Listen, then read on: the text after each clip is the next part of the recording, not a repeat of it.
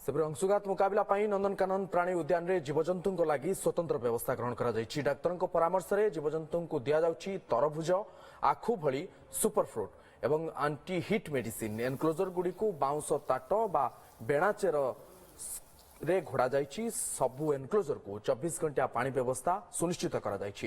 ଖରା ଦାଉରୁ ରକ୍ଷା କରିବାକୁ ସିମ୍ପାଞ୍ଜି ଓ ଗିବନ ପାଇଁ କୁଲର ବ୍ୟବସ୍ଥା କରାଯାଇଛି। ଭାଲୁ ପାଇଁ ବରଫ ଓ ପାଣିରେ ବୁଡ଼ି ରହିବା ଭଳି ବ୍ୟବସ୍ଥା ହୋଇଛି।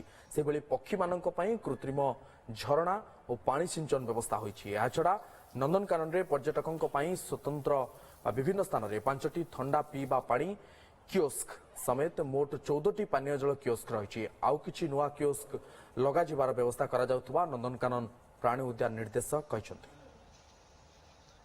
ସବୁଠୁ important anti heat diet supplements actually so आम चेष्टा करुचु ये टाइम रे जेतिकी available moisture related fruits basically जमती है तरबूज है आखु है एंड सीजनली अवेलेबल फ्रूट्स आम जेतिकी पारिछु आम कले करिकी हमर डाएट प्लान रे इंक्लूड कर देकी डॉक्टर मान द्वारा रिकमेंडेशन देकी आम दे देउछु।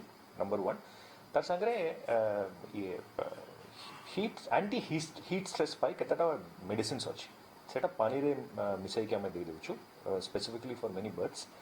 पानी रो व्यवस्था विभिन्न टाइप रो माने हमरो वाटर फुल ऑल माने 24 आवर्स वाटर सप्लाई आम एनश्योर करूछु सबो एनक्लोजर रे। सेतरे दीटा जिनस गोटे होची ड्रिंकिंग वाटर और हमरो मेन इंपोर्टेंट स्पीशीज मानको आम जेमि प्राइमेट्स हला आम आरो पानी ही दोछु बाकी मानको एक्चुअली